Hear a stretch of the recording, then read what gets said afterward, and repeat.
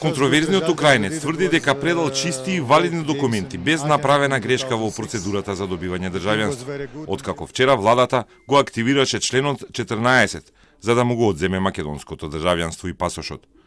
До Александар Онишченков тешко се стасува. На телефон не ни одговараше, но на WhatsApp конечно крена и по кратка конверзација затвори. Ало? Добар ден, господин Онишченко. Хто е? Миомир Серафиновиќ, новинар, журналист од Македонија. Сепак на писмените прашања по WhatsApp ни одговори веднаш. Владата почна постапка за поништување на неговото државјанство поради користење невистините и неточни информации или лажни документи. Но тој негира и тврди дека станува збор за спортска операција без никакво руско влијание. Не сум направил никакви грешки и предадов точни и исправни документи.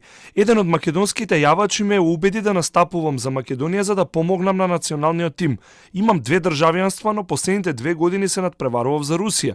Не гледам никаков проблем со тоа. За тимот на Украина досега сум се квалификувал 4 пати на Олимпијада. Сето ова е за спортот и не ми треба ништо друго. На нашето прашање дали платил некому за државјанството, првин возврати со контрапрашање. Зашто да платам? Па на наше појаснување за сомнежите во јавноста одговори дека не плаќал. Не сум морал да платам никому. Федерацијата побара помош за да организирам тим за Олимпијадата. Тие мора да ми платат за што ја представувам Македонија и може да направам тимски успех. Онишченко за Телма сепак не одговори конкретно за сомнежите во јавноста поврзани со мито за државјанството. Но владата веќе одлучи МВР да му го одземе решението за државјанство поради сомнежите за лажни документи или невистините информации. Во кривичниот законник има 2 дела кои одговараат на овој опис. И за двете е предвидено од парична казна до 3 години затвор. Но ниту МВР, ниту обвинителството засега немаат истрага против Онишченко. Премиерот повикувајќи се на затворената седница не сподели никакви други информации за постапката поради доведливост на информациите. Најави дека за 20 дена ќе се избере нов директор на местото на Виктор Димовски.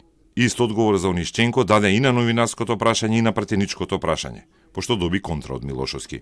Кога председателот на владата е прашан дали знаел во тие 5 месеци дека руски шпион од црната листа на Америка бара државјанство и одговара дека не смее да одговори од седница на затворени дискусии во владата, тоа значи дека премиерот не знаел.